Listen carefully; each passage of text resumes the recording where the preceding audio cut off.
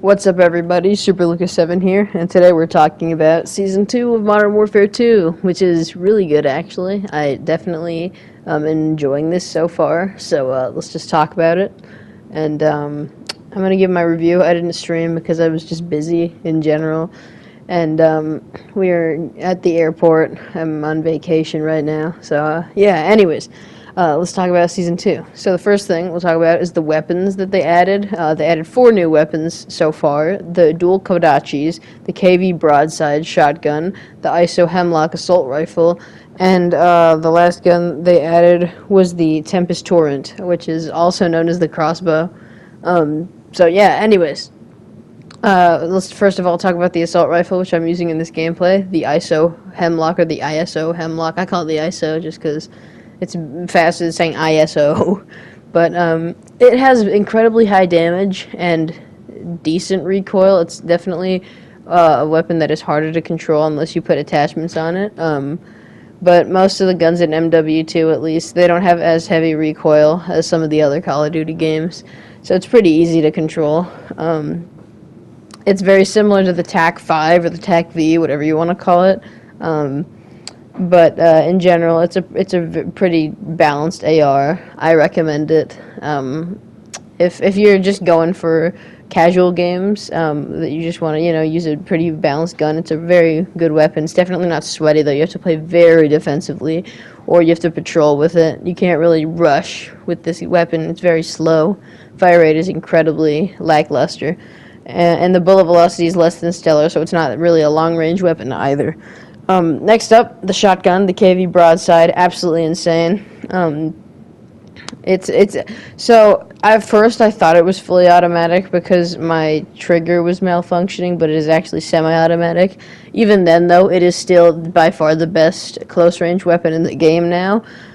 It can one-shot people, and it can fire incredibly quickly. You can put a 24-round magazine on it. It is absolutely insane. Its damage is incredible. Its range is incredible. It's by far the best close-range weapon in the game. It can outperform most of the submachine guns, and it's going to dominate Shipment and Shoot House every lobby you play. But whatever the case, it's a really good shotgun. It's definitely the best weapon they added this season. Next up, the Torrent, the crossbow. It's a crossbow. I can't really talk about it much further. If you played COD, you know what the crossbow is. Low velocity, but the highest damage in the game. So yeah. Then you have the dual Kodachis, which are just melee weapons. They're incredibly fast compared to the knife, but they have less range. So, I mean, pick your poison. Anywho, those are the weapons. Now for the maps, there are 2 new maps, Dome and Valderas Museum. The first of the latter of which you're actually seeing gameplay of right now. This is Valderas. Dome, I do not have gameplay of for this video, sadly, but it is a decent map, and so is Valderas. Valderas is definitely the weaker of the two.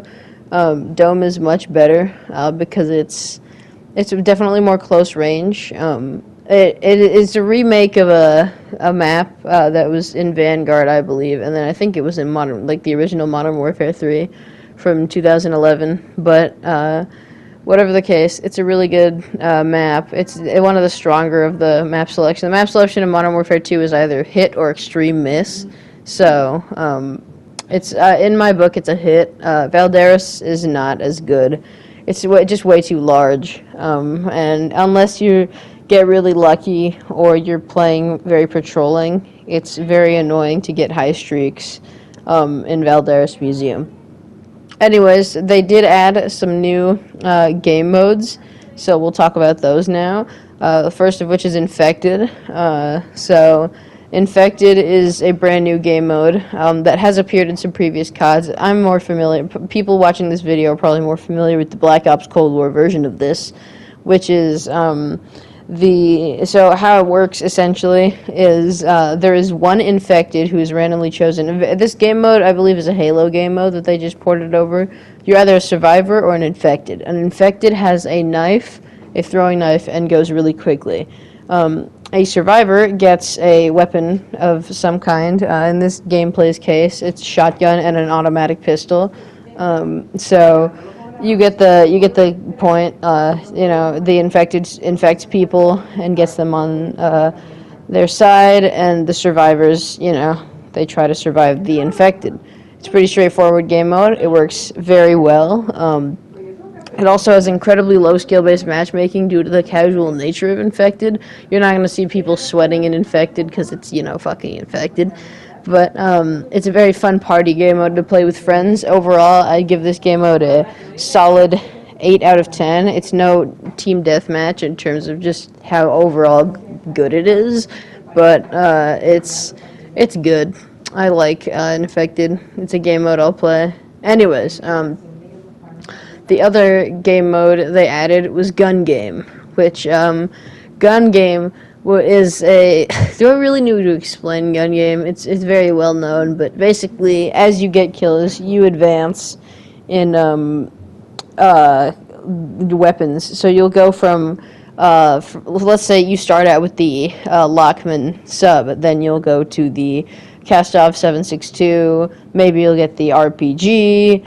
Next you'll get the Expedite 12, so on and so forth. It'll just continue like that until the last weapon you have, which is the knife and throwing knife combo.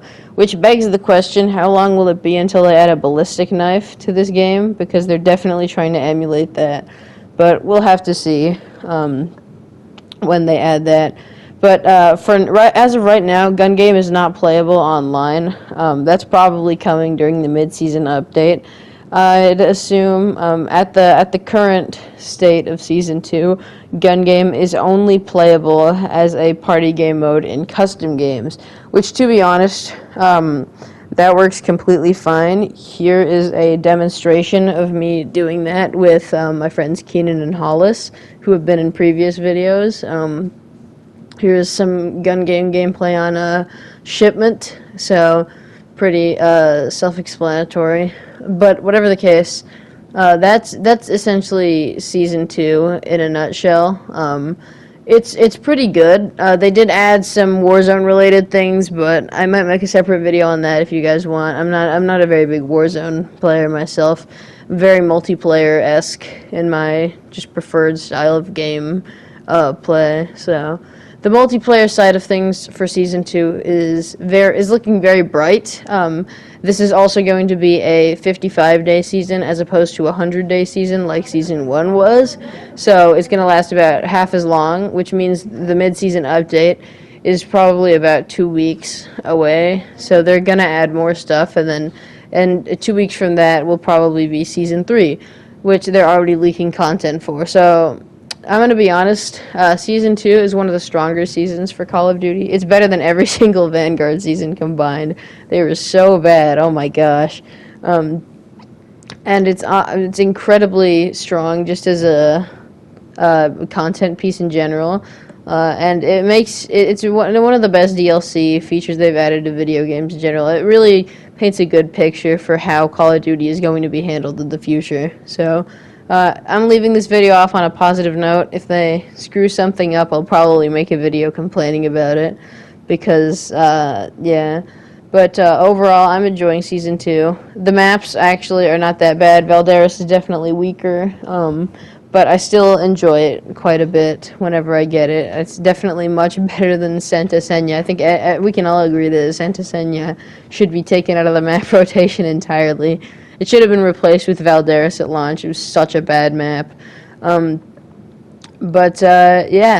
that is it for this video.